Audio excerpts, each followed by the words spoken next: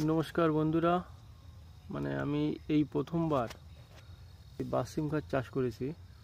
তো কি বলবো, এত ফলন মানে মানে কি বলবো, ধারণার বাইরে।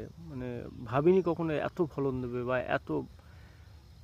এই গাছের বয়স এই আজকে 55 দিন। ঠিক আছে, এই সাইডে কিন্তু কাটছি, কিন্তু এই সাইড সব কাটা হয়ে গেছে। ঠিক আছে,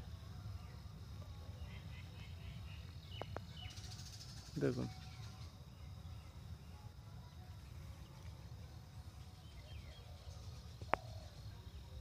এখান থেকে কেটেছি 5 দিন আগে। ঠিক আছে, 5 থেকে 6 দিন হবে, আমার আইডিয়া নেই। কিন্তু দেখুন 5 দিনের পরেও ওই জমি কিন্তু আবার এঁটে গেছে কাটার পরে।